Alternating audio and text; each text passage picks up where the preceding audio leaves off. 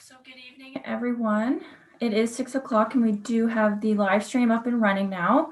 I confirm we have quorum with all committee members present. I will open the meeting this evening as we need to do the first item of business, which is the election of officers for the first meeting of the year. Before we begin that, though, I will just go over quickly who is with us on the call this evening. So for staff, we have Peter Hugenboss, Commissioner of Business, Environment and Projects, Julie Salter-Keene, Manager Climate Leadership. Derek O'Shea is our meeting host this evening, as well as myself, Julian McCarty-Jansman, Committee Clerk. We also have Samantha Lynn and Sophia Bosch from the Kingston Youth Climate Action Group with us as delegations, as well as Annette Burfoot and Rob Fonger are also in attendance as delegations. And we have no members of the public with us in the gallery currently. So we will begin with the election of officers. So I will start with nominations for chair and then we will move on to vice chair. So do I have a nominee for position of chair? Councillor Stroud? I nominate Councillor Neal. Councillor Neal, do you accept the nomination? Oh, you're just on mute. Let's try unmuting you. Yes, I do. Thank you very much. Perfect. Do we have a seconder for this? Councillor Osanek? Perfect. Are there any other nominations for the position of chair? So seeing none, I will close the nominations for chair and call the vote. So all those in favor of Councillor Neal as chair. Perfect. And that carries. Councillor Neal, would you like me to do nominations for vice chair or would you like to? Please do. Perfect. If you could. Perfect. So do we have a nominee for vice chair? Councillor Neal? I nominate Councillor Stroud for vice chair. Perfect. Councillor Stroud, do you accept the nomination? I do. Perfect. And do we have a seconder for this? Councillor Osanek? Perfect. And are there any other nominations for vice chair? Seeing none, I will close the nominations for this and call the vote. So all those in favor of Councillor Stroud as vice chair. Perfect. And Mr. Chair, I'll turn it over to you to begin the meeting. Thank you very much. And I'm reading the agenda off my phone, so if you can bear with me. First of all, I want to thank Councillor Stroud for the several years of service on this very important committee. I will call the meeting to order and seek an approval of the agenda, including the addenda. Thank you, Councillor Doherty and Councillor Holland. All those in favor? Carried. Thank you. We have a confirmation of the minutes from our October 12th meeting. Any questions or comments regarding the minutes? Seeing none, is there a mover and a shaker for the minutes? Councillor Holland and Councillor Stroud. I'll call the question. All those in favor? Carried. Thank you. And is there a disclosure of pecuniary interest? Seeing none, we will move on to delegations. And we have two, the consent of the committee is requested for the addition of delegation 6, B, and C. And the first is Annette Burfoot, resident, to talk about traffic calming on Johnson Street and Brock. She, I believe, got on time. We have a second one requesting that Rob Fonger, a resident, to speak to the committee with respect to traffic coming on Johnson and Brock Street. And that was moved by myself and Councillor Stroud. Any comments? We'll call that question. All in favor? Thank you. So we will move to our first, renewing my phone here, and that's Samantha Lynn and Sophia Botch. Kingston Youth Climate Action will be present to speak to the committee with respect to the climate leadership plan. So the floor is yours, and you have 5 minutes. If you could just identify yourself for the clerk, and then we're good to go. Absolutely. Thank you so much for having us here. My name is Sam Lynn, and I'm an organizer with Kingston Youth Climate Action. And I'm Sophia Botch, and I'm also organizer with the Kingston Youth Climate Action. Great. And today we're here to talk to you all as the EITP committee to talk about how Kingston can demonstrate its climate leadership, specifically through the climate leadership plan and making that as strong as possible. So a bit of background, I organize with Kingston Youth Climate Action, and we are a group of youth who came together because we care about climate action, and we know that there are impending disasters that will impact our futures, and we want to see our communities be as strong and resilient as possible in the face of these. So for me, when I first learned about climate change, I was in elementary school. I was taught that it was something to be scared of, that it would change my life, that it would cause so much harm to people around the world. But what I didn't learn, though, was what it would take to solve this crisis. So in the beginning, I took it into my own hands. I thought that the responsibility of solving climate change was entirely on my shoulders. But thankfully, in the last few years, I've had the privilege of working with friends and different youth organizers in my communities, and we really work together to advocate for change at a systemic level. And that begins with all levels of government.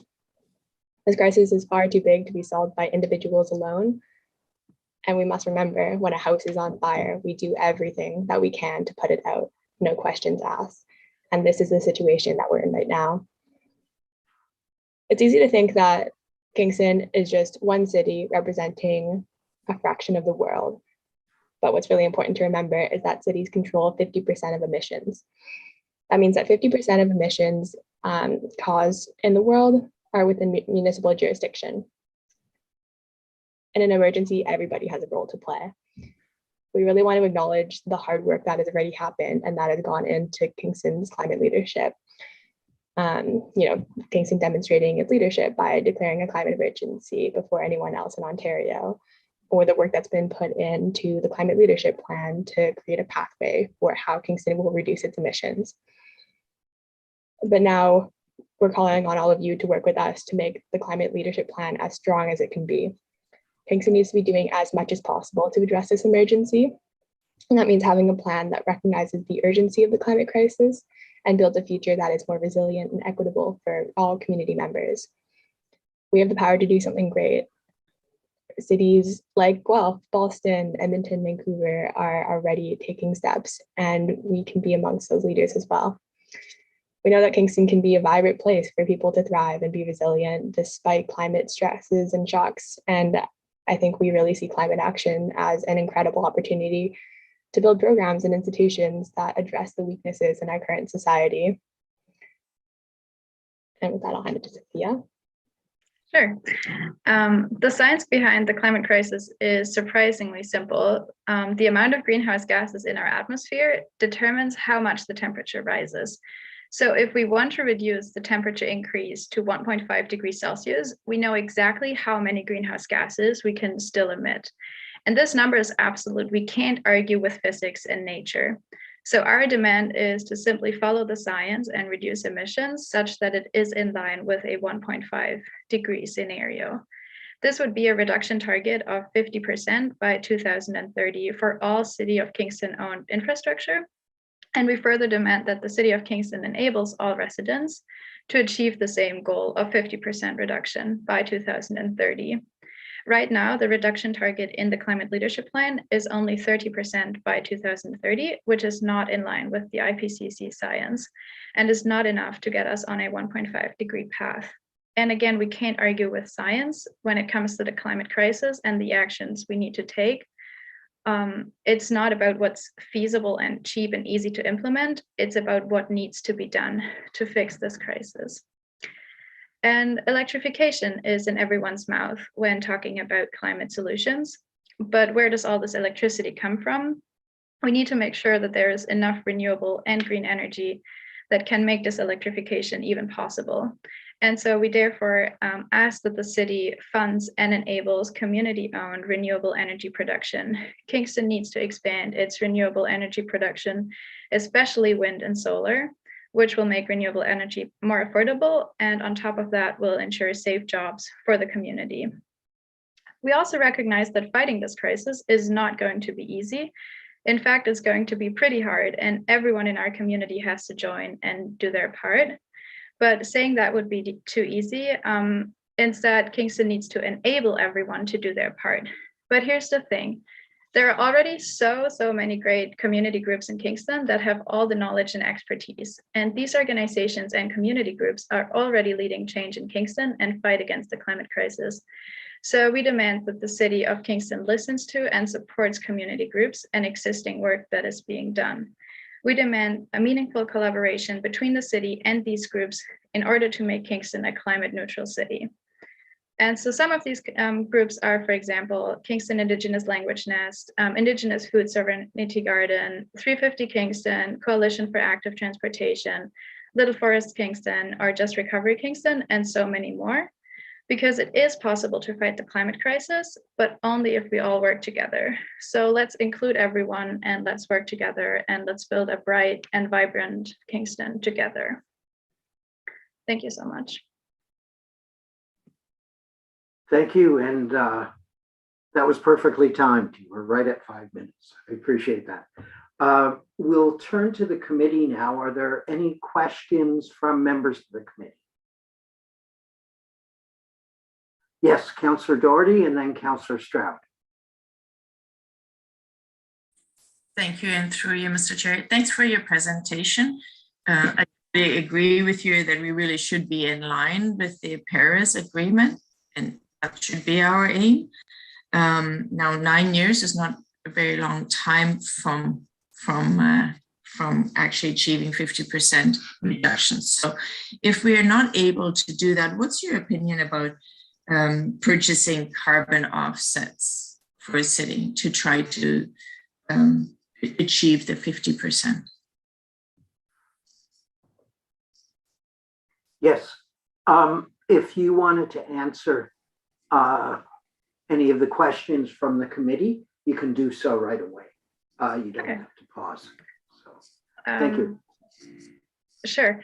Carbon offsets sound like a great thing to do because it would, make it possible to reduce our emissions less than actually needed. But the sad thing is that carbon offsets are not scalable in the way we would need.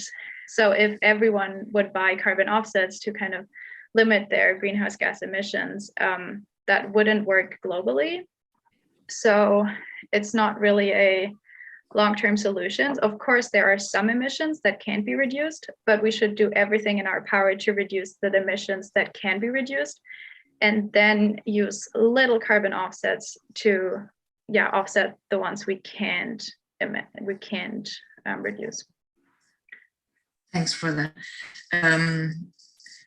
So my other question was, you mentioned quite a few community groups and city staff have done a really fantastic job actually working with a lot of the community groups when they in preparation to come up with the climate action plan.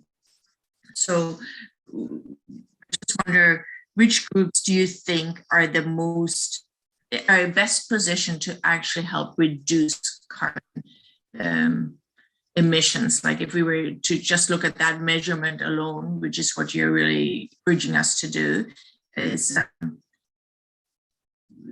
where do you think we will get in such a short period of time, 9 years, the biggest bang for our buck?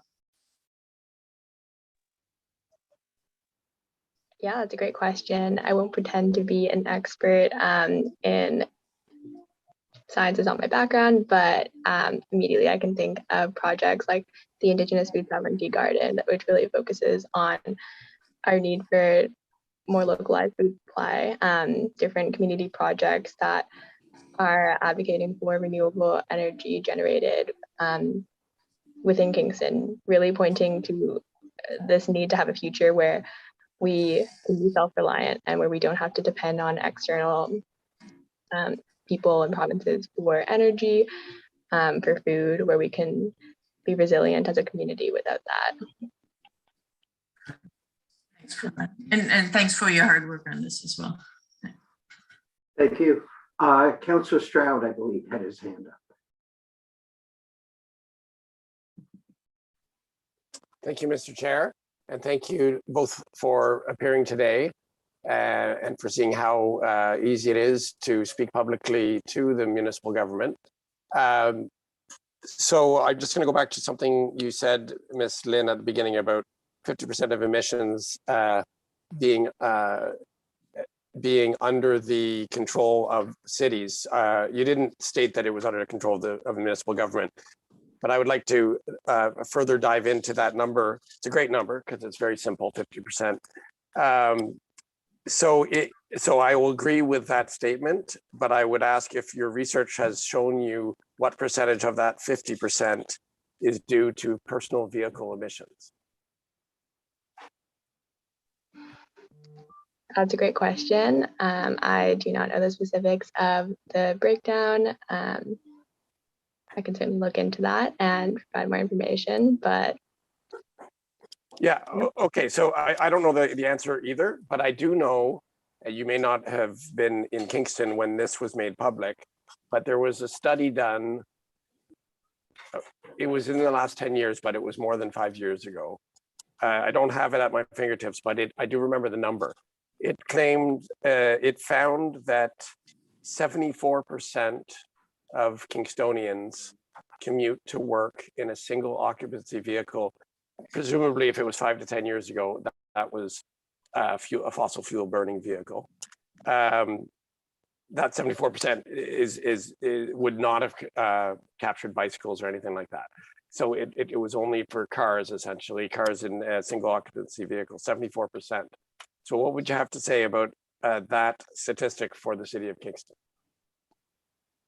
Yeah, I think that's a great point to bring up. And I think it really speaks to the need for systemic solutions that really enable all residents to access other forms of transportation, whether it be public transit or having safe and accessible bike lanes that give people more alternatives and more pathways to have, so that they don't have to rely on a single occupancy vehicle.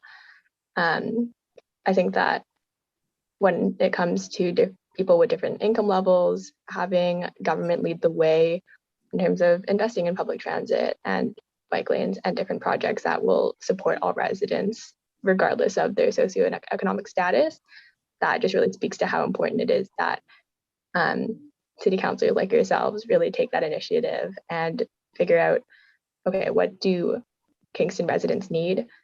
How can we best support them so that we can all contribute to climate action, but in a way that doesn't put responsibility on individuals who ultimately need to get to work somehow. They need to support their families, and at a bare minimum, that is their priority. So it's up to us to be able to support them as we look to reduce our emissions and work towards climate action. That's a great answer, and you basically acknowledge one of the great dilemmas of climate action, and that is the early. And you said this in your delegation speech, that at the beginning you thought it was all your fault because that was what you were taught. There was a big push in the early acknowledgement of climate change that the individual was the answer, or that the individual's lack of action was the problem, right? So recycle, reduce your own consumption, your own carbon footprint, and so on. And what you've just sort of said is that we still have to acknowledge that people need to support the families get to work, and that's the way that they're doing. I guess it's not really a question, but out of that 50%, some of it is personal vehicle emissions, which is not, there is no obvious way to control that from a municipal government, I don't think. But if you have any suggestions, that would be amazing. I just have a final question. Either of you can answer this, but it has to do with just really high level your appearance today. So this is a municipal government.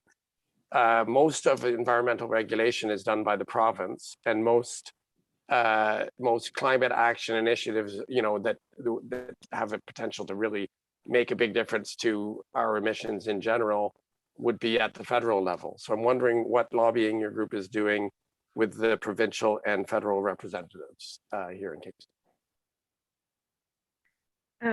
Yeah, I just want to add to the to your last question that like in Kingston, I think it's the public transportation of citizens is about 28% of emissions. So that's a big chunk that needs to be solved. And there is, for example, Kingston Coalition for Active Transportation that would be better informed on like specific Kingston transportation than we are.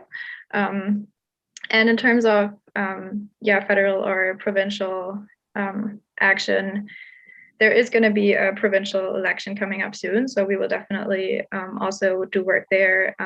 We also did some work for the federal election last year, where we worked together with 350 Kingston to put pressure on Mark Gerritsen to push climate leadership in the federal government. And so yeah, I think it's also part of Kingston and the city of Kingston that can also push, like you said, provincial and federal governments who have a lot of power as well. So I think, yeah, at this point, every level counts, and every government, no matter how big and small, can contribute and has to contribute. Yeah, I I just oh no, sorry. No, go ahead. Go ahead. I was just going to say quickly to add on to that, just to really say that there is a reason why we're here talking to you tonight, and it's because everybody has a responsibility, everybody has a role to play, and it's really easy to sort of push it off to other people to take responsibility or to take the lead or to take initiative, but we're here calling on you all today to be the ones who take that initiative, to show leadership, and to really put Kingston on the map as a city that takes science seriously and can take the threat of the climate crisis seriously and do what is needed. Thank you. I have another question. It's very specific. I'm sorry. Yeah. Sorry. It's been a while since I've been in the chair. If I can ask our clerk, are we allowed more than 2 questions for a delegation? Mr. Chair, through you, it is typically 2 questions per committee member, up to your discretion, though. Okay, I will give you one more kick at the can and give you an opportunity to ask that question, and we'll pretend it's the second question.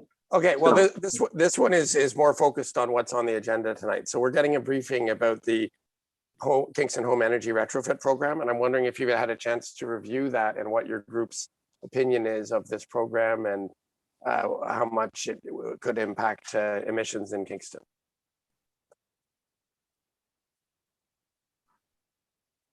yes, I personally did not have the time or capacity to look at the home retrofit program, but buildings contribute about 40% of the community emissions. So it is an even bigger chunk than transportation. So definitely important to target and to think about.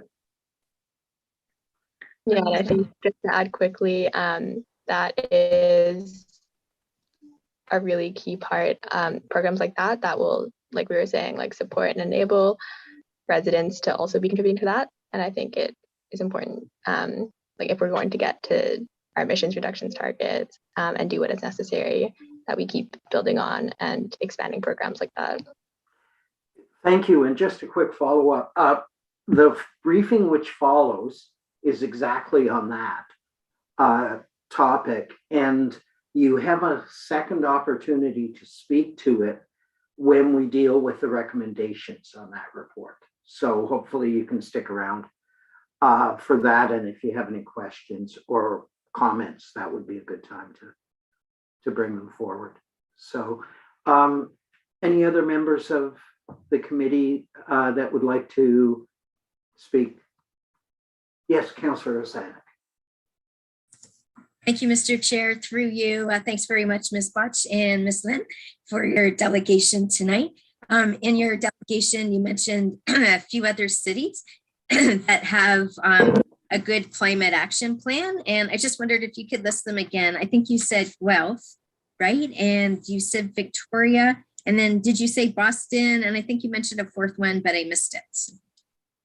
Yeah, so I can give a few examples. So Boston new mayor has a plan for Boston to reach 50% emissions reductions by 2030. As well, Edmonton has a 50% emissions reduction target by 2030. Guelph, just last week, actually, their council voted to sign on to the UN Race to Zero, which is a campaign to get municipalities to pass motions that commit to at least 50% reduction by 2030 as well.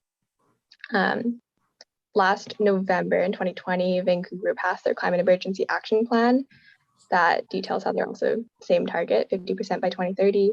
And Pittsburgh, just about a month ago, they finalized their climate plan that includes a 50% emissions reduction target by 2030 as well. And then I was mentioning the Race to Zero, which is sort of tied to the UN, but also the C40 cities.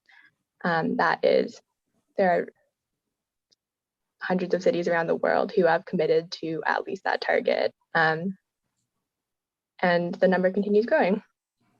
Okay, great, thanks. And then is there anything that stands out in those plans about how they're aiming to get to zero by 2030 that we don't have? Anything that stands out?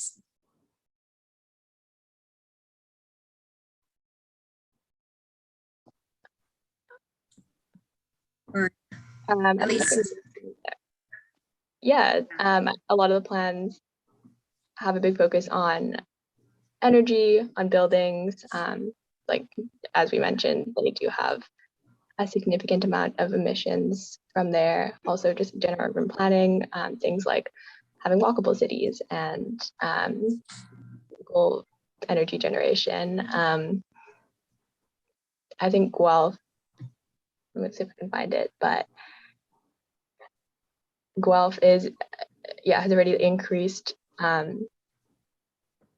So last year in 2020, Guelph was able to shift a quarter of their energy consumed using renewable resources, which is a great step in the right direction. So those are some things that come to mind. thanks. I got some plans that I'll have to Google and read. Thank you. Thank you very much. Any further questions from the committee? Seeing none, if the vice chair could take the chair, I have just a couple of questions.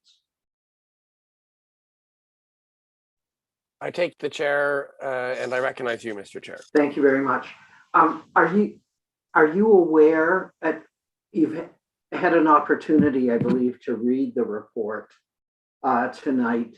That's one of several reports. Have you had an opportunity to read other reports on the city? Are you aware, for instance, that we have a 2025 target to be able to replace our municipal fleet with hybrid and hybrid EV vehicles, and that's a target that we've set, including electric buses. Were you aware of that, or?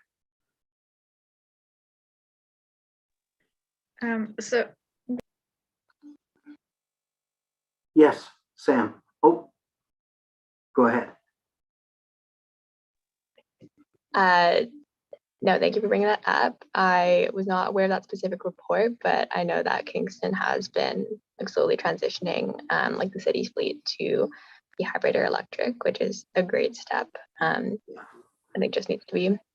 And were you aware of, as a result of us giving high school students, free transit, negotiating with both Queens and St. Lawrence, giving them a reasonable price for all of their students, that we were the highest increased percentage of public transit, the largest growth community in all of Ontario.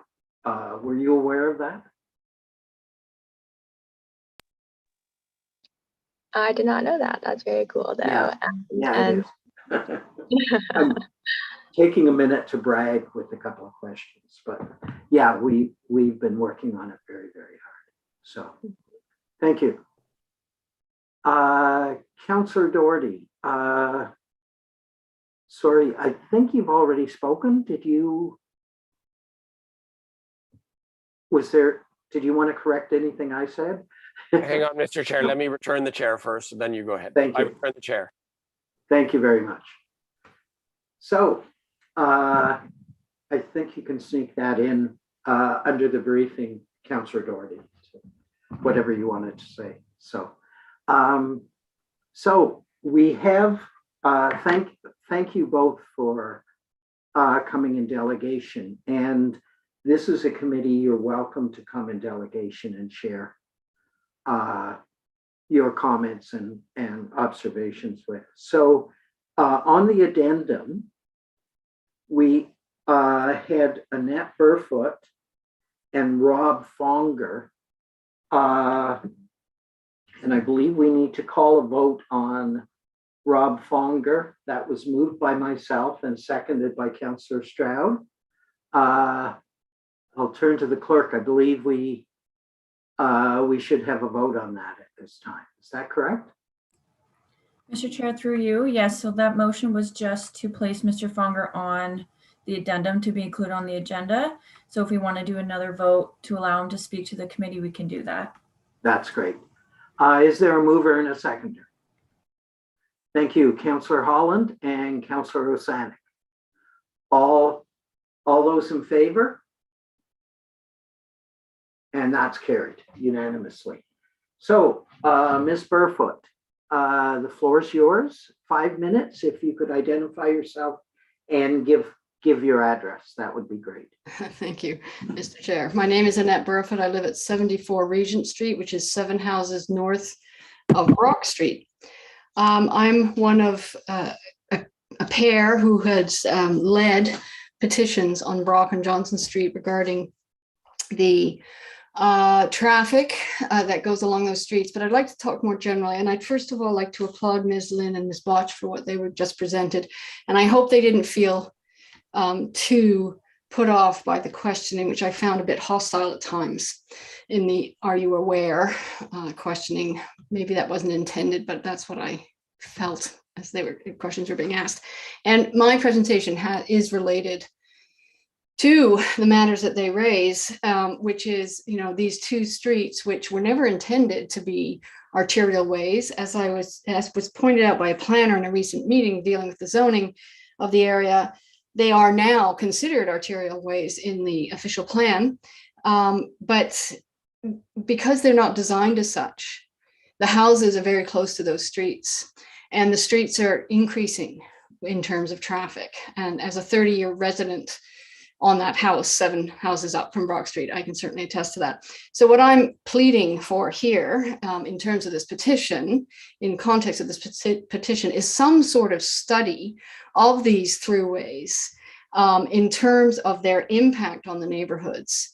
And to think that this whole area is being rezoned with no attention to that, I find remarkable. Sorry, I realized, am I not allowed to be on video? Okay. So I've just can I have the next slide, please? This is the Brock Street petition, the wording of it.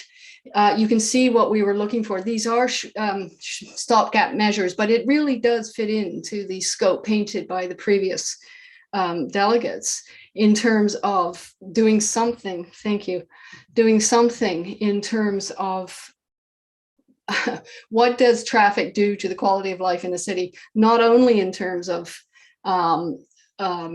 noise, vibration, etc., but also to the whole planet. You can see these are very specific questions that we raised. I'm not going to read them out. You're all perfectly capable of reading yourselves.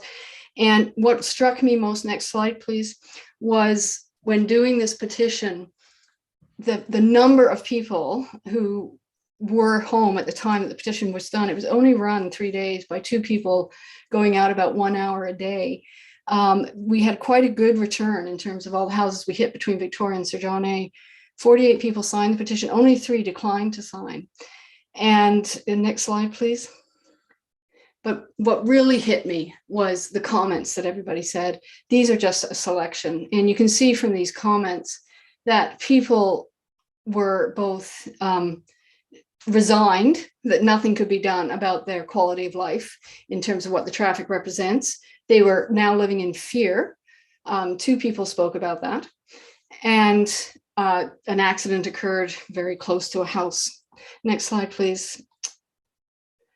So this resignation and fear was also borne out by a story of a woman who was backing out of her house, beautifully kept on Brock Street, beautiful garden. And this is what happened to her during one of the homecomings. I can hardly comprehend what it's like to live, not only with the constant traffic, but this kind of treatment by people who live on this street. Next slide, please.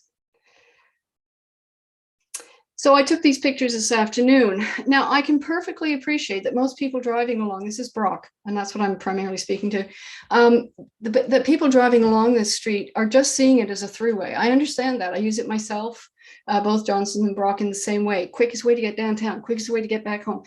And people don't realize, next slide, please, that there are homes on these streets. People are living here. And in this case, this particular house, these folks moved from Toronto and did a marvelous upgrade to the house, costing, I would imagine, quite a good deal of money. They are shocked at the traffic and the sound. They moved from a place near Richmond and Adelaide thinking they were moving to a quieter place. They have discovered that's not the case. Next slide, please.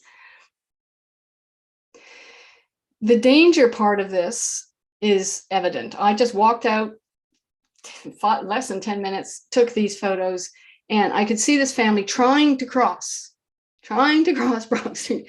And this is the raceway portion. So this is the portion between Regent and Sir John A, where cars literally race to make either the turn onto Sir John A or to make the left turn down to continue along the extension of Johnson. And it is dangerous. One person reported there'd been 6 accidents over the last 2 years. And one of those accidents was the one that almost hit the house where 2 small children live. Next slide, please. That's the house that was almost hit during the accident. So I can appreciate that the city needs throughways. I think that we need to really investigate these 2 throughways and the impact on their neighborhoods. I cannot believe that the zoning is going ahead without any consideration of these arteries and their impacts on the neighborhood. So what I'm asking for here, not only a consideration of those examples that I showed earlier on that were in the petition and what people signed in favor of, but also constant monitoring of these throughways for speed, for volume, for vibration. There are transport trucks that use these throughways. Can you imagine the effect of a transport truck speeding along this road on those houses that live, are within 12 feet of the asphalt? It's an incredible impact. And when I asked the planners at the zoning meeting, were they doing any of this? They said no. And they said that site plan would take care of traffic issues on Johnson and Brock. And as this zoning contemplates intensification of the area further down towards downtown on Brock and Johnson, this is going to be even more urgent. Thank you.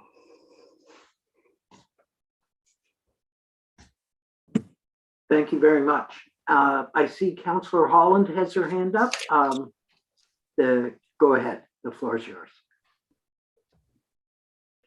Thank you, Mr. Chair, and thank you very much for the presentation. I'm curious, when you spoke to residents, were they speaking? I mean, you referenced a few very troublesome sounding incidents and the fear, but were there comments along the lines of aggressive driving? Was it speeding, combination of aggressive driving, like some of these habits of having to get to a certain part to turn and then head out and beat some lights on the way out to the West End or whatever that is. I mean, did they have a good sense of, I'm sure they do, of like the kinds of whether that aggressive driving behavior has changed over time as well? Just curious for a few more insights on what you learned in your petitioning. Sure. Yes, especially between Regent and Sir John A. Those smaller houses in that section, most of which are very well kept, beautifully kept gardens, etc. They reported, that's where I heard that there had been 6 accidents and they were in that section. There's a lot of racing that goes on there. They're stopped at Regent by the light, and then there's no light. And they talked about accidents, they talked about racing, they've talked about these newly enhanced cars with noise enhancers. I don't know the terms, I'm sure there's a specific term, that where they actually race, and it's highly dangerous. Yeah, thank you. And there's nothing, there's no camera, there's nothing there to monitor this. I see it quite often, because I'm sort of in the area walking my dog, for example, and I see it quite often. Mm-hmm. People have to change lanes, right, to get either turn right or left once they hit the barrier or Sir John A. And they've raced to try and get ahead of the person and then cross the lanes, that kind of thing. But yes, they did mention that. Several people mentioned it. Right. Thank you very much. You're welcome. And any other? Yes, Councillor Stroud, the floor is yours, and then Councillor Oosterhoff. I'm going to focus, try to get your insights on. I thank you very much for all of your work and your excellent presentation, and doing a really good job of voicing the concerns on behalf of your neighbors. I think that's really important advocacy, and thank you for that. I was just going to focus, try to. What I'm already convinced something needs to change. So I guess I'm wondering through your interactions, if there seems to be any consensus on what people would like to see different. You've mentioned a study that it's now designated as arterial, and you're correct, it was never, there was no studies done on the impacts on the neighborhood with that new designation at all. And you confirmed that when you spoke to the planners. But the original existence of Brock and Johnson were two-way streets like any other in downtown Kingston until the mid 1970s. So I'm wondering, did that ever come up of like the structure of the throughways and changing the structure? Yes, I did. I know that. I knew that when I was petitioning, and I mentioned it to 2 people, and they said, what? And I said, well, can you imagine if we went back to that? And they said, it was like beyond belief. Could we? Is that possible? So yes, they did speak about that. But in terms of the first part of your question, several people said we need a light at Palace and Brock, so that they have to stop before they make the turn. The other thing that somebody said was she sees a lot of people who are confused by the one-way streets. So they try to turn left onto Brock when they should be turning right. She's seen near misses. I've had several experiences of people coming the wrong way up the one-way streets, and confusion. This one woman was talking about, it's particularly at the corners where there's confusion at the intersections with no light or stop sign. People aren't sure which way to go, and she says it can get pretty dicey there. Thank you. Yes, I remember when I did driver's ed many years ago when I was 17. The driver ed teacher, and it was like a classroom setting at first, saying you always look both ways when you cross a street in a vehicle, even if it's a one-way street. You look both ways, and everybody laughed. It's like, why would you look down the one-way street if it's one way? And it was exactly as you said. The teacher was saying, yes, but people can make mistakes and they can turn and be traveling the wrong way on a one-way street, and that's why you look both ways. And I think Brock and Johnson is all you need to experience to reinforce that teaching that I learned, because I have seen it multiple times in my life. I've seen it happen, driving the wrong way on those streets. So I agree with you there. The only other thing I'd like to know now for the benefit of the committee is, So you've already said that folks are resigned to their fate. They don't think that it's been like this for so long. They don't think that it's possible to remedy this. You've mentioned a light at Palace for Brock Street to slow down that traffic, and a study. If council were just to suddenly, there's probably are supporting studies do need to probably done to change the basic structure. But do you think that that's an avenue worth pursuing? And do you think that the residents in the neighborhoods would support this? The long, time-consuming and resource-consuming studies that would need to perhaps change the structure of these double-laned one-way streets? I think from my experience, I was impressed by I didn't ask that specific question, but I was impressed by how people wanted change. I don't think it's been long term. I think we could live with it when the traffic volume was lower. We didn't have the racing. I'm trying to think of other things that are, is it possible we have more visitors in that area who aren't familiar with the street layout, and that might be increasing the incorrect use of the one-way streets and the dangers that sets up? So my personal feeling is it's been about the last 5 years that things have really been increasing, but with no constant study of volume, with no constant study of speed. And also I would like weight in there. The large trucks just rattle the windows. People say sometimes they rattle their cups, as they go by. So without that data, and that was my complaint to the planning committee, without the data, what can we say?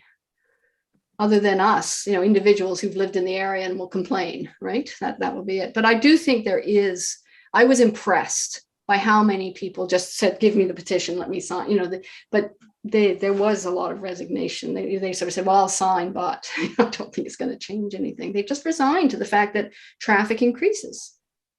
That's the way cities work. If you're going to intensify cities, then we're just going to have busier streets. And that's such a simplified approach, and something that the delegation before me would be very interested in talking about. That, it's not a quid pro quo that to intensify means that you have to have busier streets with cars. Thank you, Ms. Burfoot, again for speaking up on behalf of your community, and Thank we you. hope to hear from you again. Thank you. Great. Thank you. Councillor Oosterhoff, the floor is yours. Yeah, thank you, Annette, for speaking. Really appreciate it. As a rural councillor, I'm also interested in your work, because I definitely have about 6 major arteries in the rural area that are. It's really helpful to hear you. I've been making notes furiously, and you've done a really good job, because they're similar. What I wanted to say there's similar problems and identifiers to what creates these traffic situations. And so I'm hopeful that I can ask the first question. Will you hopefully can share your data with others that are experiencing that? Thank you very much. That's going to be helpful, because I'm really curious to see how we handle it as a committee, but also the city. And so, is it just a matter of making people enforce the actual speed limits, like with photo radar? Sometimes I wonder if it's simpler than we can't do much with just people being in a hurry. Picture Howe Island Ferry Road. I was there today watching traffic, and it's a nightmare of people wanting to make the ferry, or they're late because of the ferry, and we're all human and we're in a hurry. And Johnson and Brock sort of have that on steroids, because we've all been there. So will just that punishment of enforcement be the biggest? So my understanding is that has been done, and occasionally police officers park at various junctions with Brock and Johnson, and it does slow down traffic, but they're not there all the time, and it's not done very often.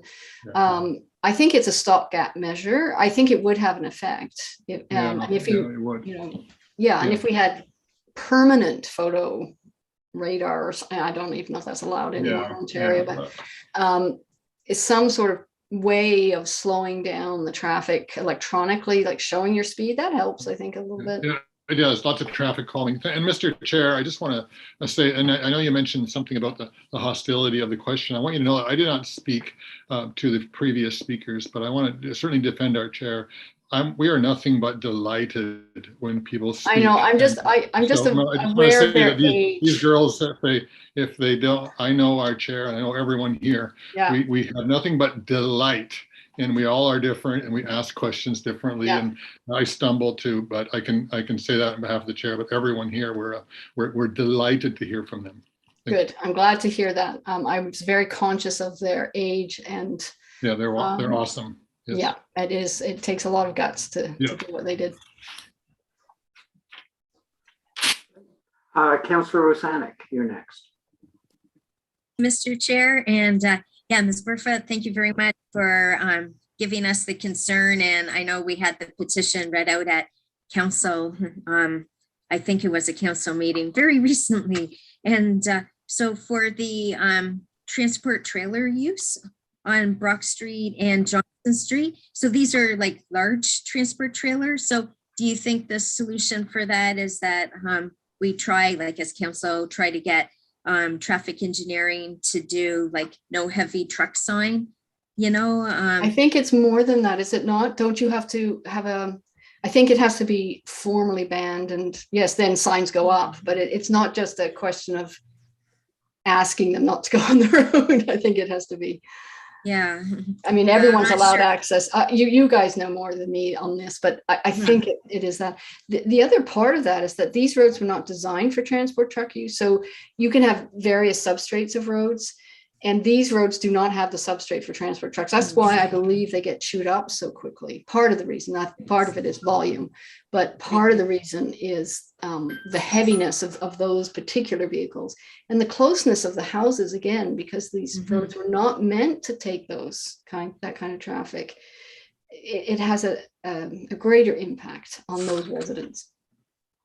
Right. No, those are good points with like the substrate, and you're right, like the homes are pretty close to the sidewalk, and then the sidewalk is right along the road. So like, oh yeah, one resident said she will not walk along the sidewalk on Brock because she's afraid she's going to be hit by a truck. Exactly. And then I think in the petition, it also made the recommendation of the traffic light, which we just heard you say Palace Road and Brock, but also speed humps, I think was a recommendation in the petition. Did I read that right? And not in Mars. And I think you're going to find trouble with the emergency vehicles on that. They don't like having speed bumps. Okay. All right. So we want to put that in there. And your main concentration is just between Sir John A. and Victoria Street? That's where we concentrated. Okay. Yeah, we did. All right. Thank you. You're welcome. Thank you very much. Is there any member of the committee that hasn't spoken yet that would like to? Seeing none, if Councillor Stroud could take the chair, that would be great. I take the chair and I recognize you. Thank you. I promise I won't start with, are you aware? We always have to ask questions. And so sometimes there's information that we get in the habit of saying, are you aware of? So that we can share that information. I agree. And I want to thank Councillor Oosterhoff for pointing out that my intent wasn't. No, I don't think you intended it. It was just there were several in a row and it kind of had that effect. Yeah. So I won't start with that, but we do have, we now will be installing soon red light cameras. And we have looked at and supported the idea of having speed cameras as well, which other municipalities and the province for the first time has given municipalities the power to do that. So those are both really doable recommendations that you've made. Great. And I appreciate that. So, great. Yeah, I'm glad to and hear. that wasn't quite a question, but the vice chair didn't jump on me for that, so I appreciate it. So if you want to return the chair. I return the chair. Thank you very much. And I don't see any other hands up. Thank you very much for your presentation. Thank you.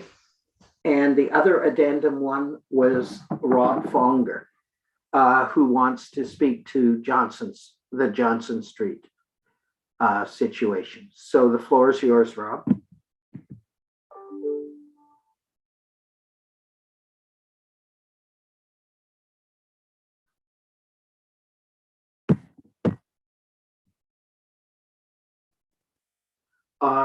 I think you're muted right now, if I'm not mistaken. I just got unmuted and I'm sorry for wasting your time. No problem. Okay.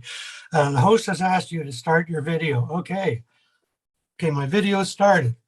I'm not going to spend a lot of time on this slide because I think we all know that we have a climate emergency. We have to do something. But I understand that reducing automobile use and or regulating vehicle speed is the single most effective and immediate way to reduce carbon emissions. Johnson Street was reconstructed this summer. Change the slide, please. Change the slide, please. Reconstruction, as you can see, it was a heavy-duty job, new water and sewer lines. And the construction went on all summer. And we end up with a new surface, which is highway grade, encouraging higher speeds. No calming features have been added.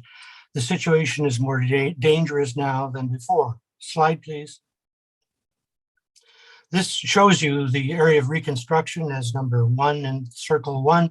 Circle 2 is what was repaved as part of the project and extended to Victoria Street. Slide change, please. So there was no advanced consultation or notice about the project. As residents, we didn't know anything about what was going on until it was underway. And we were kind of hopeful when we heard about it that the past problems might be addressed as part of street reconstruction. And the city was asked about proposed calming measures back in June, again in July, but there was no response whatsoever, except for an invitation to comment about the nature in which my concern was addressed. Slide, please. Johnston is an arterial road, but it accommodates a 2-lane road, a transit route, and a bike path, but it's insufficient for these functions. Unlike a classic arterial road, it has many intersections which interrupt traffic flow. Matter of fact, I think it's 13. It has many individual driveways which interrupt traffic flow.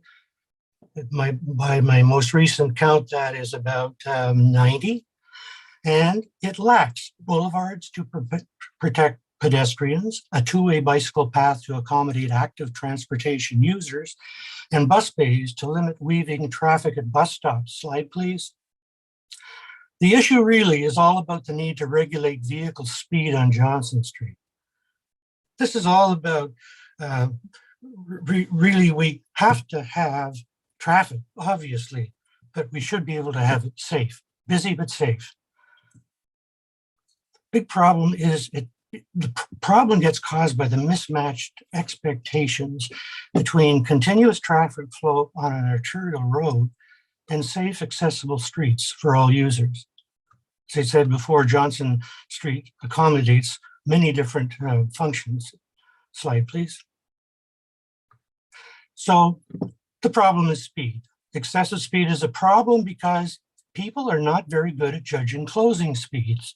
And the geometry of the road, together with the complexity of activity, makes for unsafe conditions. I've got a list of them here. I don't have time to go through them because of limitations. Slide, please. The solution is traffic calming, because controlled speeds resulting from traffic calming have benefits, and they include reduced mortality, severity of injury, loss of vehicle and repairs, reduced cost of repairs to public property and utilities, reduced cost of repairs to private property, reduced cost to emergency services. It also encourages active transportation. It reduces fuel consumption, and it also reduces anxiety of road rage. And I can go through the bus pullover, scenario if you like. Improved resident satisfaction, obviously, and potential revenue sources. We go for photo radar. Slide, please. Related research, there's not an awful lot, except I can tell you that in the last 5 or 10 years, nobody seems to be reporting stats anymore. The police used to, the hospital used to, and what the trend that we were seeing occur was that while the number of accidents were decreasing, the costliness of those accidents was increasing. I won't say any more. Slide, please. Implementing traffic calming. It should be a coordinated technological arrangement or initiative. Should involve controlled speed, public infrastructure in terms of devices and signage, enforcement by police and or photo radar, public information, very important, concerning the benefits of reduced vehicle use and speed control. Traffic signal timing. Nobody knows really that the traffic lights are synchronized at a speed, which if you travel it, will get you there just as quick as racing from intersection to intersection. We need conventions for the use of bicycle lanes, sidewalks, and unlicensed electric vehicles. The needs of transit vehicles also. Slide, please.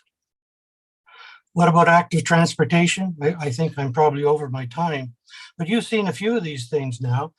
On the bikeway, now we're seeing electric scooters, and we're seeing something that looks like a car. Maybe it's a wheelchair, but I'm not really sure what. And of course, where do you put your e-bike? And if you have a really cool wheelchair, Rob, you now have 30 seconds. You have 30 seconds remaining. Slide, please. Our proposal for the calming of Johnson Street is here. I'm not going to call it a petition because we're not allowed to present those to the committee, but we'd like to see Johnson designated as a community safety zone. We'd like to see a traffic light at Regent and Johnson. We'd like to see the speed limit lowered to 40 kilometers per hour and speed signs installed along with that. We did a petition late in October to determine support for this, as it became clear the city staff would not respond to our request for information. And I won't say anything more than that, but I'd be pleased to take any questions. And I'm not sure if there's another slide or not. I think maybe as a supplementary if you want. Thank you very much. And I'll open it up to questions. I will suggest if there aren't any objection by Ms. Burfoot or Mr. Fonger, if the clerk can share both slide decks with the committee, that would be great. So thank you very much.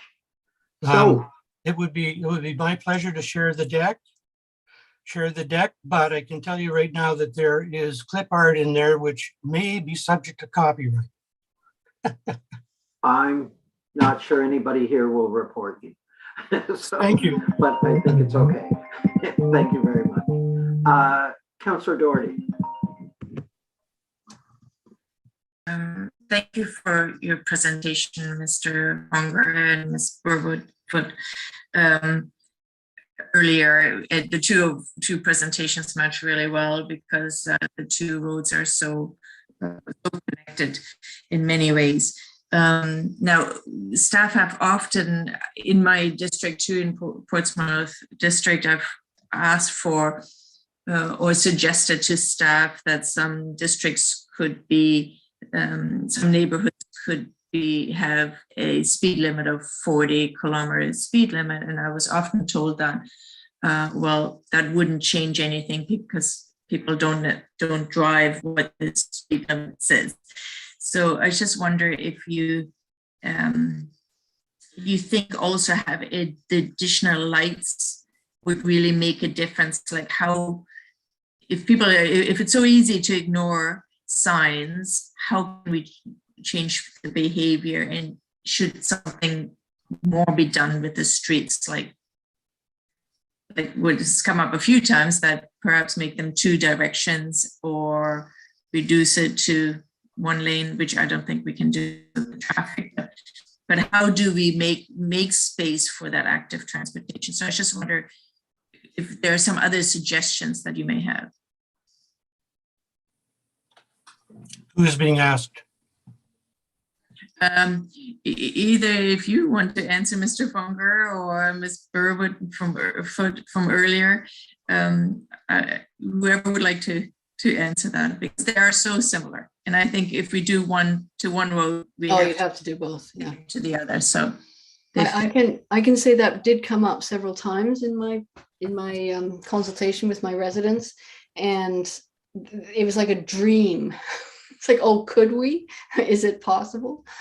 I think many people believe it would slow down the traffic. It would change the nature of the roads to what they were originally designed to be, which is significant roads because they go quite a distance without, you know, turning or anything, and they take you into the downtown core, but they wouldn't be the raceways. They'd have to stop for passing traffic, etc. And I think you're right. I also think you're right about making it safer for active transport, because with two ways, it does slow things down. And it would, I know people do use those bike paths, but I also know people will not use them because they're afraid.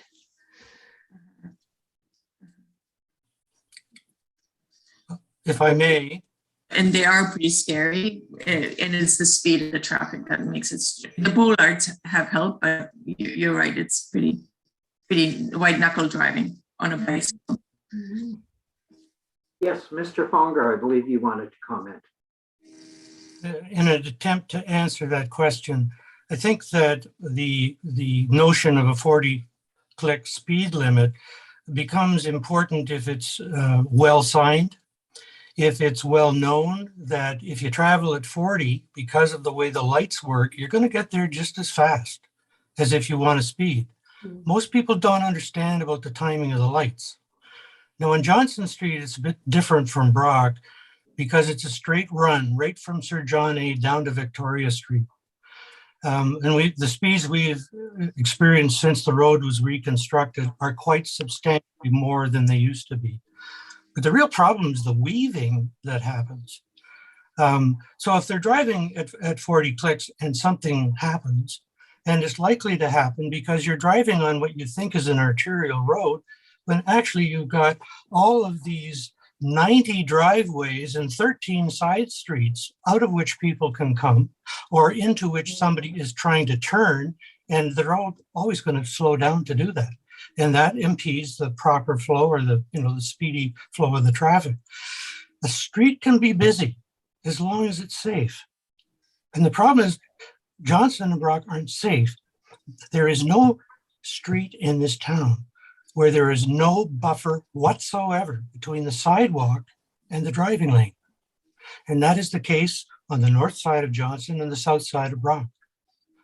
You can't get people to go 40 if it's 40 for a little while, 50 for a little while, 60 for a little while. When I do the run in from the West End, I'm doing 60 on Bath Road. I start to come down a real honest to goodness arterial road thinking it should be 60. No, it's 50. Wait a minute. Oh, now I hit Johnson. What is it? 60, 50, 40? What am I supposed to do as a driver? The easy solution here, and the one that's consistent with the climate change emergency, is saying the city will now be a 40-click area, period. And then you have to promote it. Thank you. Thanks. Yes, Councillor Stroud. I'm sorry, were you done, Councillor Doherty? I recognize Councillor Stroud. Yes, I do have a question, but I think it's important that we acknowledge what we've been told in the past about speed limits by staff, if we're going to discuss that in this context. And I don't know how to do that other than, are you aware? Because I don't know if you saw these previous meetings, Mr. Fonger, but staff has repeatedly told us that speed limits, it was the most recently, it was when the speed limit was changed on Sir John A that you just mentioned. That's what reminded me. So they posted, as you said, Sir John A speed limit, which is designed as an arterial, and it has always been, is 60. And then there was a push by residents on both sides of Sir John A to reduce that. So in the end, it was changed to 50. And a speed sign was put up there. I know that we did get one report back that said that the speed actually went up, the average speed actually went up after the speed limit was reduced by a couple of kilometers an hour. So the takeaway that I think we all got from that work by staff was that speed limit signs are not effective at controlling speed, and that everything we were told in the active transportation plan is that for traffic calming and the more recent traffic calming measures that were proposed by staff is that it's physical changes to the roadway that control speed. So you narrow, you add texture, you have obstacles, you know, anything that physically prevents raceway type driving, which is the opposite of what has happened on Johnson Street with the reconstruction.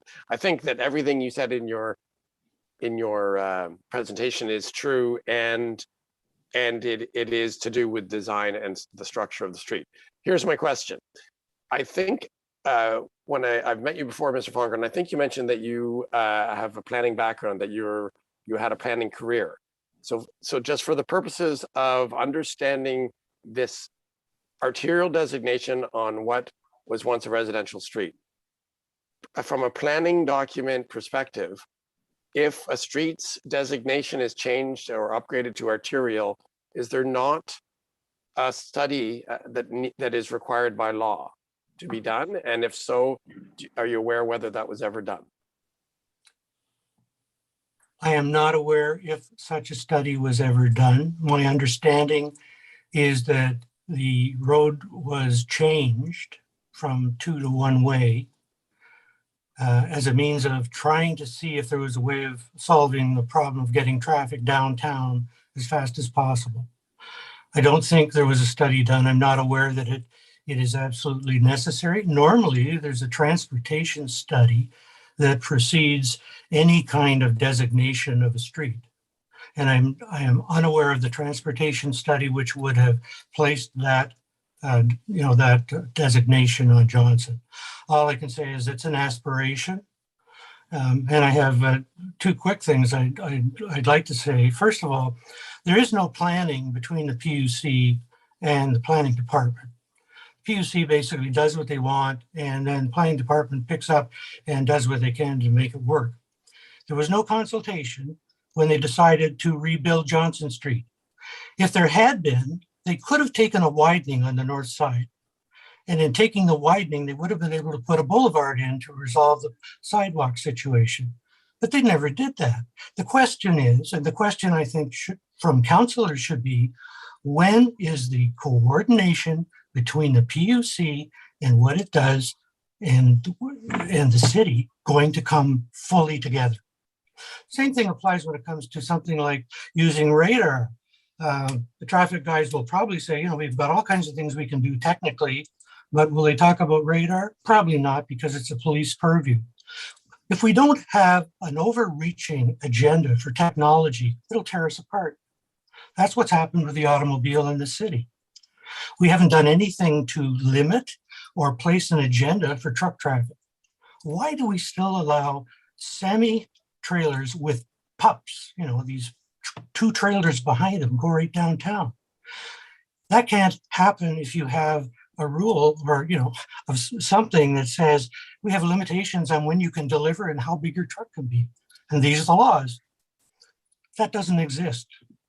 So we have some systemic issues here that we really have to come to grips with. We have a budget one too. When I think about what we can do very quickly that's going to get us somewhere with climate change, it's understanding the impact that vehicles, that especially personal vehicles, have on the emission of gases, the consumption of gasoline, and the cost to us, even in general insurance costs of accidents. I'll shut up, sorry. No problem. Thank you. Yeah, no, and so for my second question, just trying to link this back to the petition gathering and the feedback you must have received, and I know there was a number of Sydenham residents involved. That's the one side of Johnson Street. Johnson, just to, for the record, everyone probably knows this, it's the border between Williamsville and Sydenham for much of its length.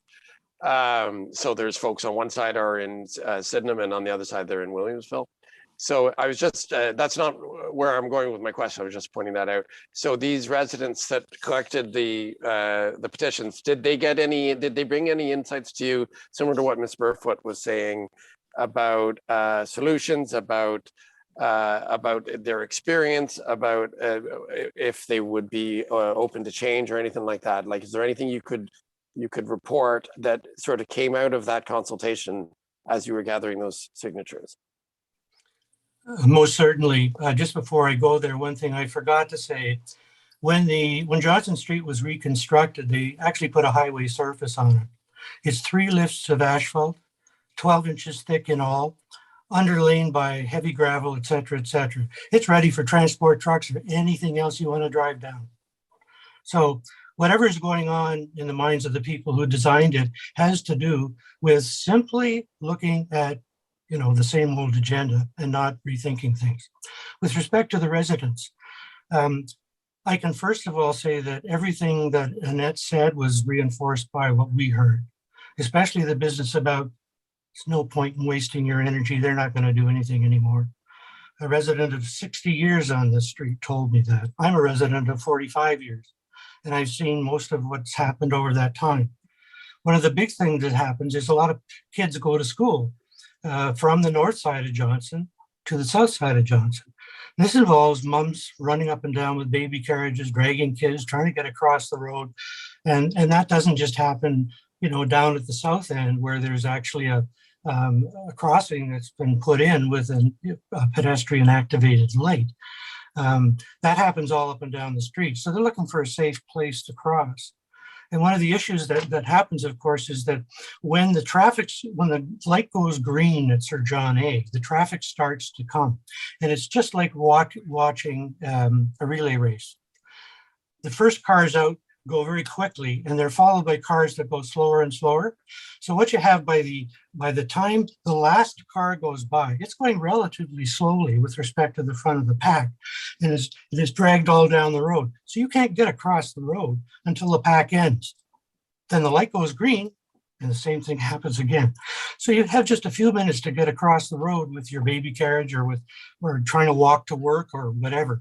And many, many people walk to work here, or in my case, go to the transit stop right across the street of my place. And I mentioned the bus issue earlier, but when they try to go across the street to get to that bus that is coming, but guess what? It's going to be there in a minute. It has to be on schedule. But now we have traffic going all around the bus trying to get by, and they can't get across the street to get to the bus. So again, it's about speed and the way it spreads out too. The suggestion that we made, and I'll tell you, the suggestions we made came after a lot of discussions among concerned residents. One of the ones was to put a stoplight in at Regent Street. Now, I understand that's very expensive, and maybe it's something for the future, but the fact of the matter is, if you don't break the traffic at Regent Street, that long stream of traffic is going to continue so that nobody can get across the street.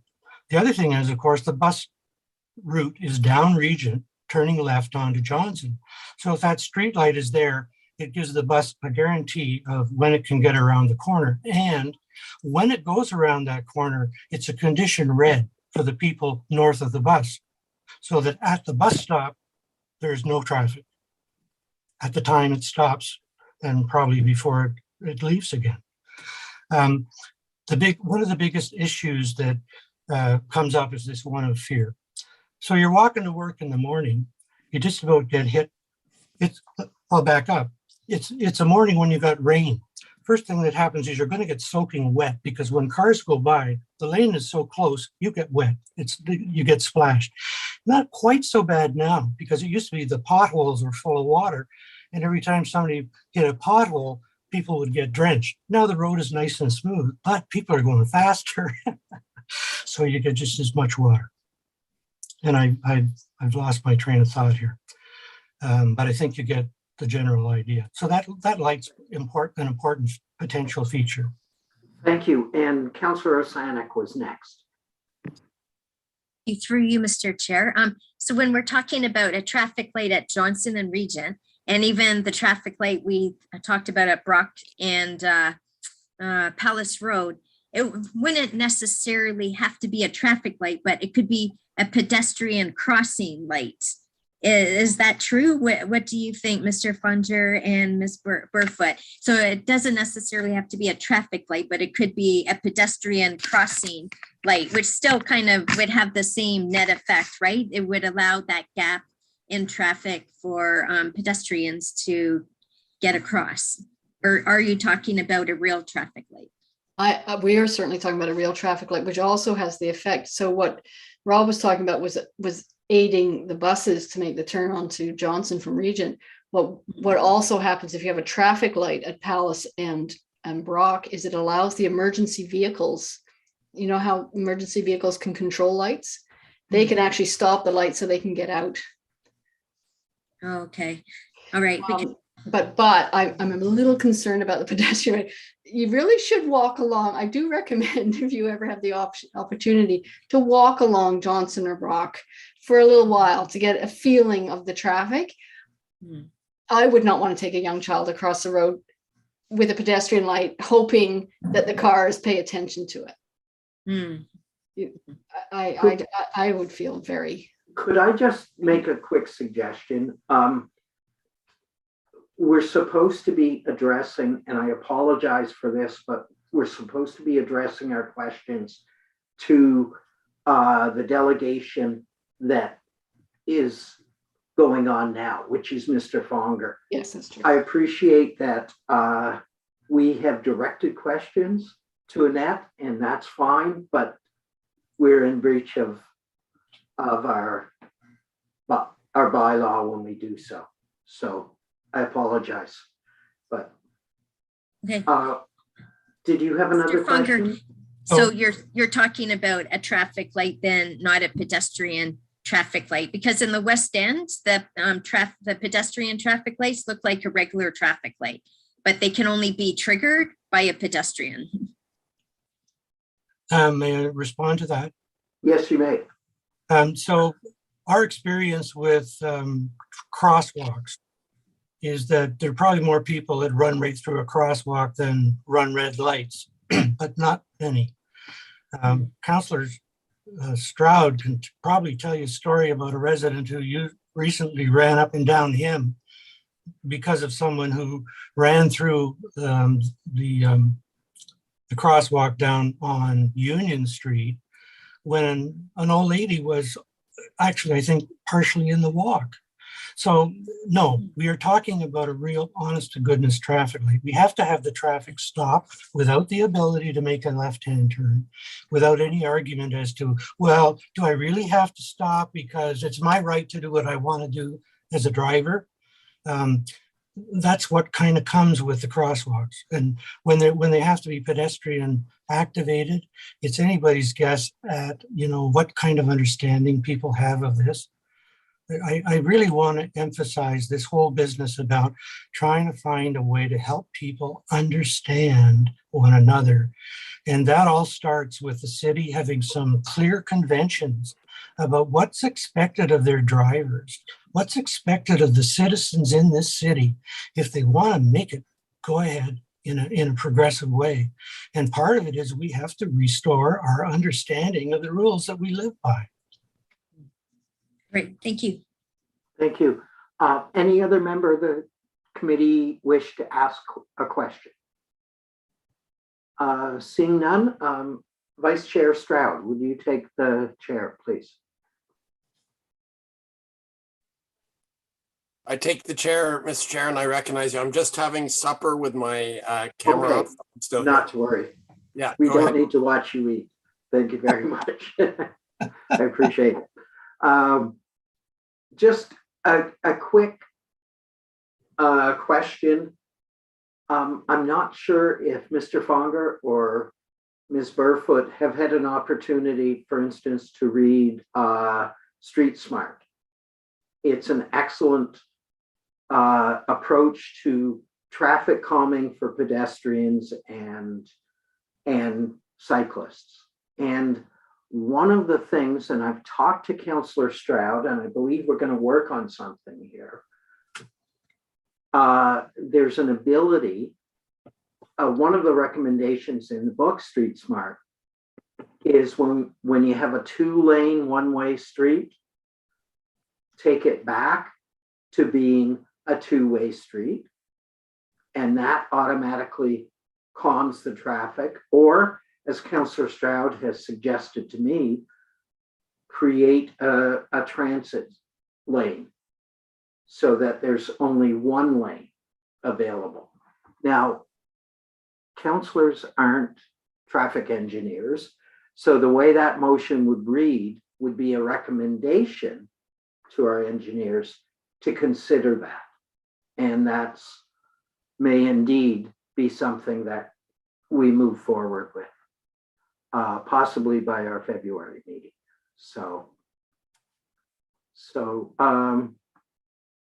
And as did you have a question, Mr. Chair? I went to say, as hard as I was trying, I couldn't work out a question on that. Well, then I'd have to just but if either Mr. Fonger, if Mr. Fonger would like to comment on that recognition. That's fair enough. Go ahead. In honesty, am I on? Yes, you are. In honesty, I have not read Street Smarts.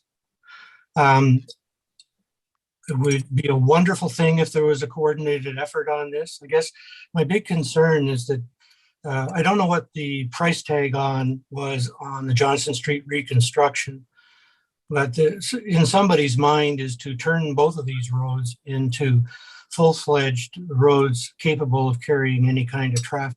Obviously, the transport pounded the living daylights out of both streets over time, and the heavier they got, the worse it got.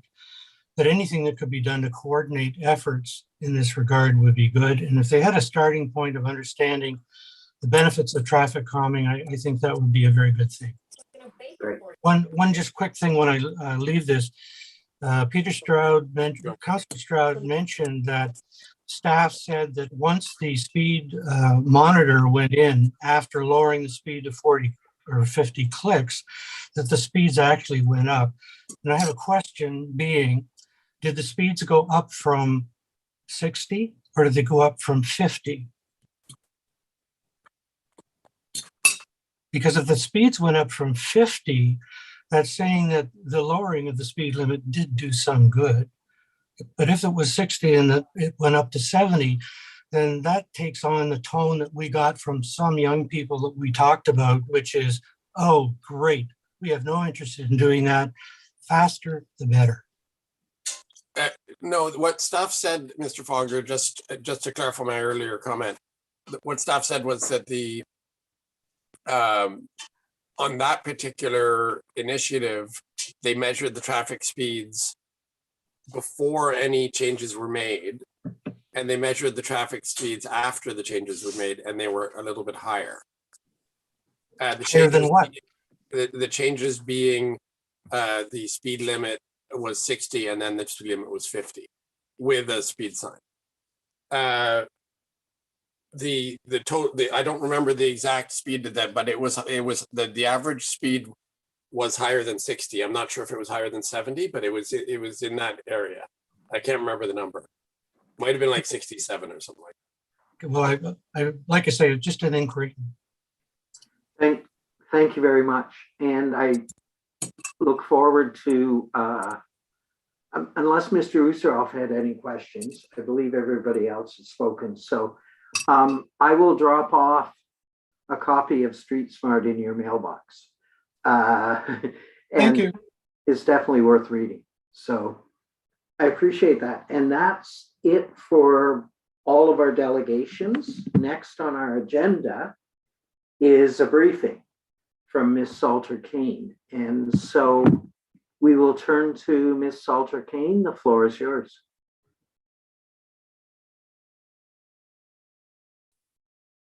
Thank you very much. And it is a pleasure to be here this evening. I am very excited to be here with good news and to request some recommendations of the committee to recommend to council.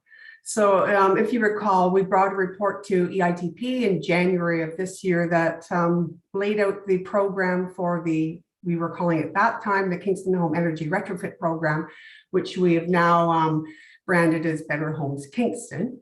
Recently, we did receive confirmation from SCM because at the time in January, we had requested approval of the program and approval of staff to apply for funding through FCM. We recently received confirmation that we have received our full funding request from FCM to proceed with the implementation and launch of the Better Homes Kingston program.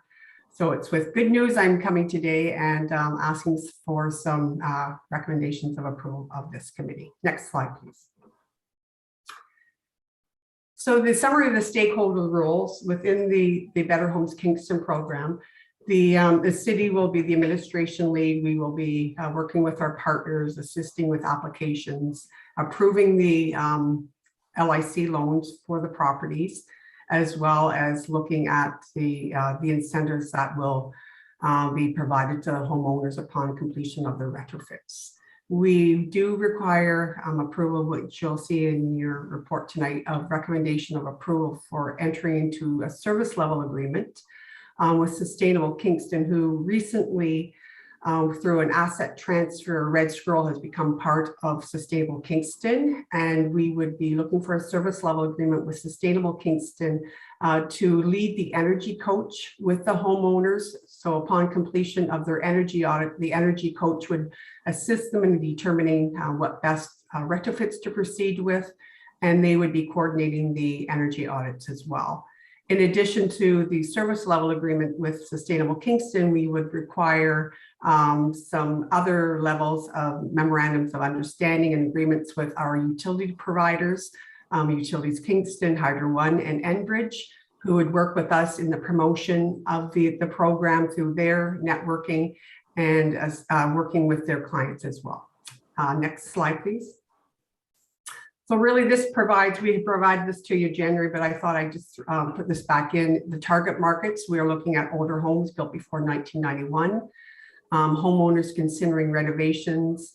We anticipate that over the next 4 years of the program, there'll be over approximately 500 homes that will be, we would be really looking at the hot and the warm markets, if you recall, that we would be targeting. And over the next 12 to 15 years, it would be approximately 6,100 homes that we would be targeting.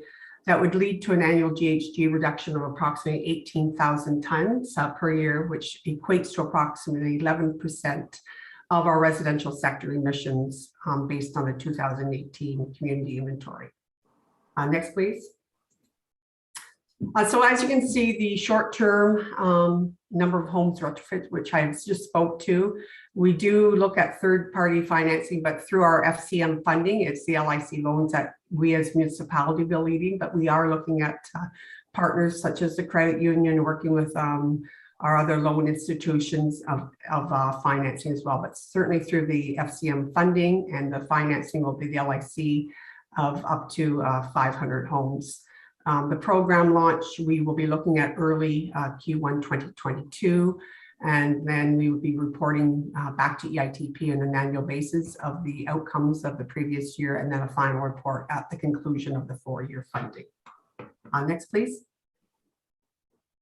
So this is really the customer journey, which I've really spoken to already, of obtaining the LIC financing for the home energy retrofit program.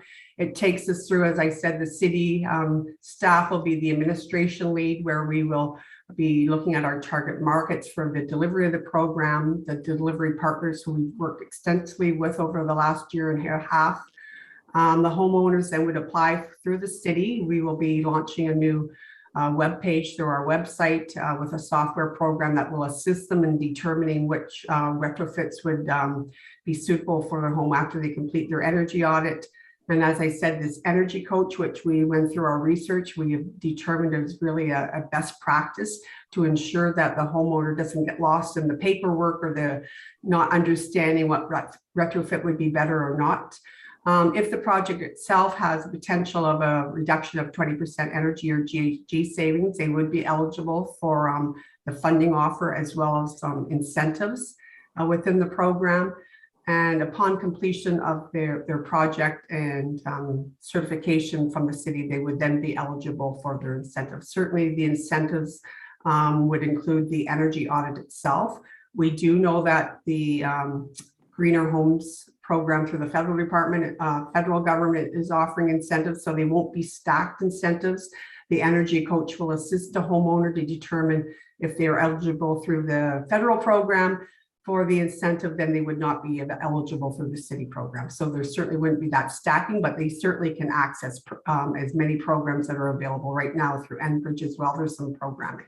So we will, with the energy coach as well, be working through that throughout the entire process. Next slide, please. And so finally, I think I've spoken to this already, the timelines for the program launch. We Q1 upon the recommendation of the report tonight to enter into the service level agreement with Sustainable Kingston and the other MOUs with the other service providers. We will prepare the final program administration and looking to phase in a program launch in Q1, Q2 2022. Certainly, if with the response that I've had from a number of individuals who have been calling me, they know this program had come before council in early this year. And so they were looking to see when the program will launch because they will all want to be participating as soon as possible. As I said, we'll provide an annual progress report through ITP to council through the 4-year programming. And at the end, we will evaluate the results and the implementation and consultation, and then prepare the final progress report. So as this is only a 4-year funding program, we certainly look to ensure after that, we can work with a third party in continuing the program throughout. And with that, I will complete my briefing and be available for questions. Thank you very much. We'll turn to the committee first for any questions for Ms. Salter-Kane, but there will be an opportunity for the public, if they so desire, to make comments or questions when we get into the business section. Who would like to ask questions from the committee? And with briefings, you get more than 2 questions. Councillor Oosterhoff.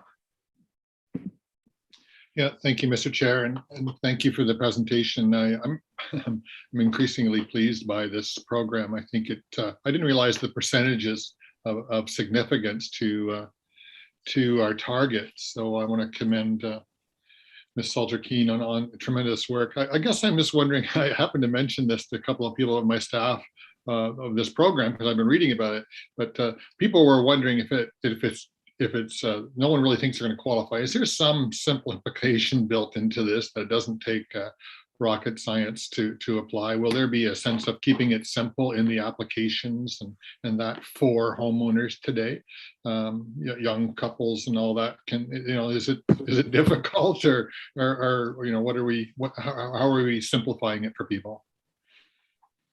Thank you. And through you, Mr. Chair, absolutely. We will make this program as simple and as easy to apply for and participating as we can. And I think that's one of the reasons why we have established this energy coach, which is funded through the FCM funding, who will sit with Sustainable Kingston. And upon the application form will be simple.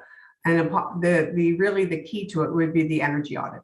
And upon the completion of the energy audit, then the energy coach will work with those homeowners to assist them in determining what retrofits would be best suitable and to ensure that they can work through the funding and the LIC program. One really interesting and probably very important component as well is that the interest rate is 0% on the LIC. So it can be up to a 20-year loan and it sits with the property, not the homeowner. And it's a 0% interest that we are very happy that we're able to offer as well through the FCM funding agreement. Yes, thank you for that. And the next question, Mr. Chair, is I'm being a contractor. I'm not going to be in the program. I understand that. But being a contractor, I am very, very familiar in that world. And I guess I'm wondering, is there going to be a list of contractors who do windows and insulation and doors and that kind of stuff? So is that, going to be a priority list, or like where's the protection that this will be done, the work will be done well, and this kind of thing? Like is this all bid on by a few, or how will that be managed to ensuring quality and sometimes the lowest price isn't always the way to go, but that's another conversation. But how will that be assured that the work will be get done for the right pricing? Thank you. Through you, Mr. Chair. That's another component that we have in our design of the Better Homes Kingston. So working with the energy coach, for one, the homeowner will be working with contractors. In addition to that, and when we developed and designed the program, we met with the contractors in the area, and it was a virtual meeting, and we invited 25 local contractors, and they all were present, which was very happy for us to see that. And through the program and through the funding that we received from SCM, we are going to do a training program. And we'll have a training partner. We'll establish modules where we want them, they will be participating in, to be able to participate in the program as a contractor, to understand an energy audit and a retrofit. And like you said, yes, you can purchase through the energy audit and may show they need new windows, and they, if the contractor doesn't do the installation correctly, you're not going to achieve those GHG emission reduction nor the energy reduction as well. So we have recognized that, and we will be addressing that and working with our service partners as well. I'm very pleased to hear that. Thank you, Mr. Chair. Thank you. And who else on the committee? I think I saw Councillor Doherty wave at me, so the floor is yours. Thanks, and through you, Mr. Chair, for the presentation. And fantastic news about the FCM funding. Like, that's so it's really great. It's also really great because in many ways it's that municipality is actually leading this project, because we used to have the exact kind of programs run by the provincial government in collaboration with the federal government. So, and Red Squirrel, they used to be called Hearth Makers. They were really actively involved in that. And you mentioned that they're involved now with Sustainable Kingston. I just wonder if you could share a bit with that, because they have a lot of knowledge in running a program like that. Yes. Thank you, and through you, Mr. Chair. Yes, so Red Squirrel, when we designed the program, we knew we wanted the energy coach. We thought that would be best suited to sit with a nonprofit and not with the city, where they'd be able to really work with the homeowners. And at that time, Red Squirrel, as you said, was on their own, and through the asset transfer that's happened over the last 8 months, they have brought their services under Sustainable Kingston. So they're registered energy advisors. So under the program as well, they will have to be registered energy advisors through NRCan that will be conducting the energy audits. And Sustainable Kingston, with their staff that have come from Red Squirrel, will be participating and being those energy advisors. And then as well, Cedric Pepperly is now the executive director of Sustainable Kingston, and he has the background and the training in energy audits as well. And he'll be leading the energy coach services for all the homeowners. So it's really a great fit with Sustainable Kingston. They have the expertise that they will need to be able to do the energy coach work and work with the homeowners to ensure that it's a successful program. And one other thing I just wanted to add, at the completion, through the 4 years, at the completion of each energy retrofit with each homeowner, survey will be required for them to fill in. So as we move forward, we have the design program, but we can, tweak it throughout the 4 years to ensure that we have that uptake, and we don't want the homeowners to become frustrated and they get their energy audit and not know what the next steps are. And that's why it's really key to have that energy coach in place. Excellent. So there's an energy audit. Does that include the blower, the air blower, and all of that at the very beginning as well as at the end of the project, right? At both stages? Yes. So the energy advisor the energy audit will be completed, and that will be a full energy audit completed, required for the home, including that blower. Yes. Excellent. Thank you very much. That's great. Thank you. Any further questions from the committee? Seeing none, thank you very much. That was an excellent presentation, as always. So we'll move along to our business item. Our sole business item tonight is 8A, and I'll read the preamble to it. Better Homes Kingston, formerly referred to as Kingston Home Energy Retrofit Program. The report of the Commissioner of Business, Environment and Projects is attached, and I believe we've all had an opportunity to read that. Before I seek a mover or a seconder for the recommendations that are before us, I'll turn to the clerk and ask if there's any members of the public present that would like to make comment or ask questions. Mr. Chair, through you, we do not have any members of the public with us this evening, so there will be no one to speak to the item. I do also just want to note, I see Julie Salter-Keene does have her hand up. I know she wants to make a comment about potentially amending the recommendation to be fast-tracked, so I will let her speak to that as well. Yep. So the floor is yours, Ms. Salter-Keene. I apologize. I meant to include that in my briefing to you as well. And the only comment I have is I would appreciate if the committee could fast track this recommendation to council to the December 21st council meeting in order that we can get moving on our service level agreements and memorandums of understanding, so we can keep on track to launch this program as quickly as possible. That's no problem at all. Whoever the mover and seconder are, if you want to add that provision, that would be great. Councillor Osanek, did you want to move the recommendations? Thank you, Mr. Chair. I was just putting up my hand to move the recommendation. So you want us to amend the fast track now or later? Yeah, now would be a good time to do that. And I move that the recommendation be fast tracked to be included in the council agenda December 21st. Great. Seconded by Councillor Doherty. Any further comments or questions? Seeing that, yes, Councillor Stroud.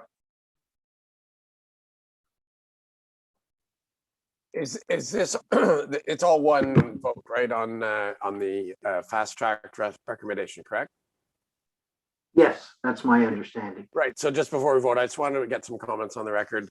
On behalf of all the tenants in Kingston, of which I am one, and I think the only one on council, I don't have a problem with this. I think it is, as Ms. Salter-Keene was saying, a great step forward and a great opportunity, as Councillor Osterhoff was saying, to encourage these retrofits. I think that it's all very logical, and it will have an effect. However, it has no effect for the many thousands of tenants in Kingston, because it doesn't affect buildings such as the one I live in. It's a homestead building. Also, I think it needs to be pointed out for the record that the financial upfront incentive of this program, it will work on some people, but the value of your home at resale will definitely cover the cost that you put into your retrofit. Because in the future, having a home that's already retrofitted will be a very attractive feature for the resale of your home. And so I guess I would just suggest to staff that when the energy coaches are speaking with residents, that talking point be mentioned. I don't know if there's any way to back it up with studies from other municipalities of what that value increase might be, but that could potentially be a much greater benefit to the homeowner than the upfront incentives that are offered by this program. That we don't know what's happening. You can't predict the future with the crystal ball of home prices, but it is pretty obvious to me, and I'm not even a homeowner, that your resale value will probably be greater than the cost of the renovation. So, that it's another way to sell it, and it may be another way to really ease the minds of those going through the renovations, because renovations are stressful, right? So I don't know if this is can I still ask a question, and maybe Ms. Salter-Keene could comment on the home resale value aspect and whether that's being considered. Absolutely. Ms. Salter-Keene. Thank you through you, Mr. Chair, and that is a great question. We do have the numbers about the average increase in value of homes when you do retrofits, and we have identified that as one of the duties of the energy vote. I just don't have the numbers in front of me of what that value was, but when we designed the program, we absolutely took that into consideration.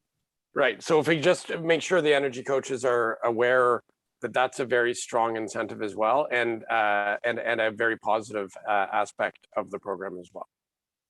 I will. Thank you. Thank you. Thank you. Any further questions or comments? Seeing that the public aren't present, I will ask for a mover and seconder, and we'll have a further opportunity to make comments. So, mover and a seconder. Councillor, oh wait, did I already do that? Councillor Osanek and Councillor Doherty. I believe I did. Yeah, you did, Mr. Chair. Yeah. It's been a long day. Yes. Mr. Chair, just through you, yes, I have Councillor Osanek and Councillor Doherty as a mover and seconder to amend the recommendation for consideration on the 21st. Then I'll just get a mover and a seconder for the amended recommendation at the end. Excellent. Thank you. Just a quick question, if I might. So if Councillor Stroud could take the chair, I just have a single question for Julie. Take the chair so that Councillor Neal can speak.